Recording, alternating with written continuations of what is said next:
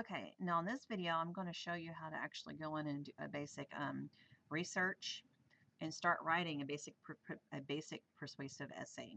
The first thing I want you to notice is after I've saved this with my teacher, and if my teacher does go in and make corrections, so like I did to myself here, it will show up here. Because when you highlight that text and you click here, so I could actually come here and I could respond back to myself, blah, just right now. And you'll notice that it keeps them listed here. So it's going to have each person's name and the comments of what they've selected it to, and they're all going to be in there. So I could say resolve, and it's gone. So I've gone in and I've checked it correct. Let's say I've done a misspelling, and the teacher has gone through and highlighted it and said, hey, this is a misspelling, or hey, you might want to use this word instead. Or if I'm working with somebody on a document and I ask them to proof it, it's the same thing. They can highlight it and then leave a comment. Once you've made that correction, you put it in there, you're able to resolve it, and we're good. So then they go away. So it's highlighted to let you know here on this piece of paper what you need to correct or what somebody has given you a comment about what you should correct. So that's what comments are great for. So we're sharing this. All right, so now we're going to go in and we're going to go use a couple of my favorite tools here when I'm working on these kind of things. So when you do a persuasive essay or different essays, you have to go find supporting documents, supporting information, and you have to cite it. And students always seem to struggle having a little problem with the works cited. So what I find really cool, because it's just rolled out like a week and a half, 2 weeks ago, is the add-ons now that are new. And let's go get some add-ons. These are in apps. If you are working in your school domain name, you may not be able to have access to all of these apps. Mine are going to be here because I'm using my personal account here.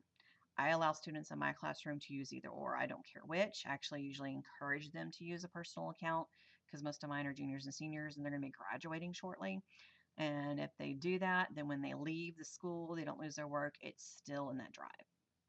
Or you can do the little trick that I do as myself personally as a teacher is I create everything in my personal drive, but I give my professional drive edit rights to it, so I share it with it. So depending on where I'm working, I'm able to work back and forth, and they're connected together because I've given the edit rights. So I can be logged in for whichever one I need to be in, depending on what my business school wants me to do. Here's my favorite one, EasyBit. I love this one because it makes things so much easier and it's free. I typically will not get in and use anything that is not free because let's face it, we're in education, we're students, we're teachers, we don't have it, and I'm going to tell it to accept. And what that does is now added an add-on that I can use for bid. And you can click on learn more, and you can go to different things and pick from it. Right now, I'm just going to close and go from there. All right, now I'm going to show you how to go research and how to use works cited in this. All right, prepared to have your mind blown here, or at least for me it was, because I would have loved to add something like this when I was working on my master thesis. All right, so we're going to pick a subject matter. Since this is biotechnology, and let's say I want to persuade people to go with human cloning. So I'm doing my research in Google and I find something here. And I find some information here, and I would say the creation of an adult copy. Let's see. The genes. Okay, so let's say I want to use this as my information. So I'm copying that and I'm typing it in and I'm going to paste it because it's something that I'm citing, right? It's in the parentheses, etc. Now, how do I keep a citing of what I've just done? I'm literally going to copy this HTML. So I'm copying it. I go to add-ons and I go to my bib creator and let's say manage bibliography. And it's going to pull up right over here. So if you've got a book, a journal article, or website, doesn't matter, you pick which one. This one's a website. And you paste in either the name of the book, the journal article, etc. and tell it to search. And that's what I want to use. Select. And I can pick the different style that I need. I'm going to get rid of this just to show you. So I might need an MLA. Do I need an APA? Do I need a Chicago style? Just depends on which one you need. Typically, it's usually an APA. And I'm going to say add bibliography to the document. And once I've done, it automatically drops it in right here. Right? And so then I can come here and say, who did this come from? It's an interview with Lee Silver, PhD, right? So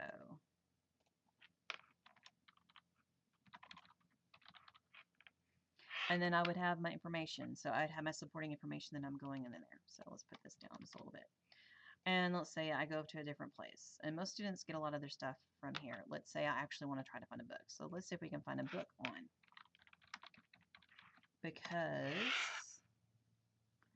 often it'll give you some ideas of some ones to go look for. So these are all ones that have been proven as being ethical or something you could actually use as a legitimate source. And so I could actually go look for this book. So if I had no clue, this gives me a hint on a book I can go research, or maybe a journal article, etc.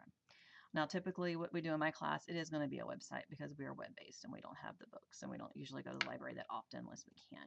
But this is just a simple essay we're going through. So we keep going through and you write. All right, there you go. You may want to use some other cool ones. You may want to get another one. Where is the thesis one? Is one I kind of like, thesaurus. Because sometimes I get stumped on a word. So let's say, again, I'm going to use that. I'm going to say stumped for an example. So I am stumped.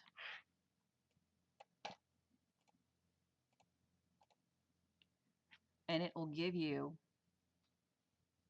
what it is and give you some idea if the source is for it. So here's what it is, explains what it is. I have no clue what that word is. All right, that's not the one I was thinking. I want the one that tells me. Sorry, I got to go find that one.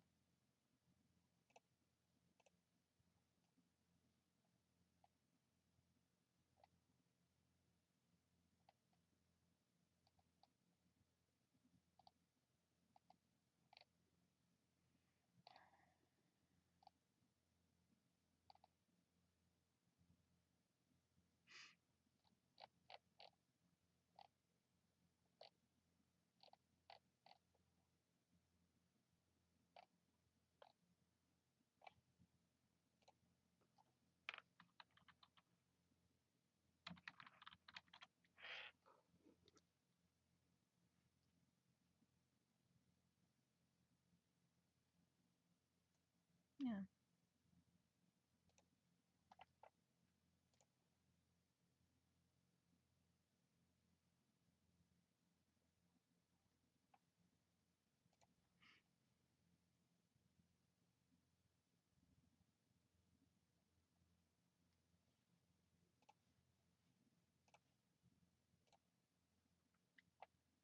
Well, darn, I love it when I lose add-ons that I used to love. All right, so you may want to use different ones in here. One that I have on here that I like to use is the Clipart one. Where are you? Open Clipart, because then if I need to add something, I can. Sometimes signatures are useful when we're doing different things. Music, for those of you that are into the music. Check consistency checker. I need help doing a header or a footer. I'm having a problem and I don't know how to do that. Header or footer. Sometimes they want a specific one in the class. There are lots of different ones in here that you can use. And so these are free ones that you can put in there to go from there. So these are different ones we can use. So I'll show you Clipart, one of the reasons I like to use it. And we're going to see if it'll actually pull up. So it'll search from these images and they're free to use because they're open Clipart.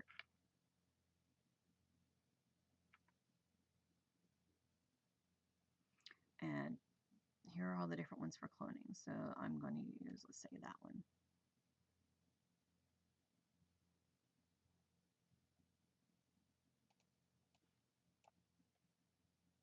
There we go. I can make it bigger. I can make it smaller. However many times I clip it in there, delete, put it in. There are different things we can use. Maybe that one. Don't like it, delete it. So it makes things a little easier. So when you're not for sure what you can and cannot use, and you've been told to make sure that it's non-copyrighted, that's something that's safe to use, I like to use this open Clipart because that one's great for that. So I could come in and say, and we're fine. Okay. And if I'm working with somebody that has that same Clipart, they may be able to highlight that and do a little note here and say, maybe you should use a different smiley face. Maybe it should be more generic. And you can leave those comments for each other and you can work back and forth. All right, so those are just some of the tools you can use. I'll show you there. My favorite. I really like, if I'm not used to something and I'm not quite sure what it means, because there are times when I research and find stuff and I'm not quite sure what it means, I can use the source and I can look it up. Oh, okay, I get it.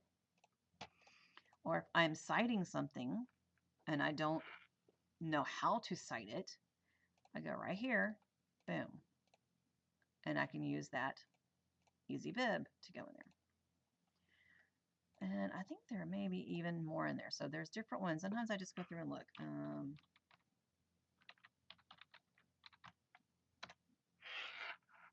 Bibliography, Work Cited. Oops, so sometimes you just go through and look for different ones. All right. Don't be afraid of your Google Docs. So remember, the best thing about them is it's easy to fix things, easy to go in back and forth. Doesn't matter where you're at, you can go anywhere and work. You don't have to worry about saving because it automatically saves for you. See, all save, change the drive. Or let's say you've made a change and you don't want to change it. Oh God, what do? I can't do anything. Don't panic. You just go into your revision history and you can go find it and it'll bring it back. If that's not what you want, don't use it. There's the AA, different ones that are in there. So it's going to not show more detailed revision. There we go. And see, there it is. So you can go up, down even farther and pull in different things and get and restore back to things. So don't let it worry you. All right. Congratulations. Go have some fun with your Google Docs. You can really do a lot with them. A lot of students find them easy to use because once you set up your file and once you learn how to start creating files and saving them correctly, it's super easy to work on because then you don't have to worry about, do I have this software? Do I not have this software? Oh my gosh, I left my jump drive at home. What am I going to do? I got to turn this in today. It's all done through here through the Google Docs. So this makes it super easy. I know my college students, when I was teaching college, loved this because it made it so much easier for them to work as a group when they're working on group projects.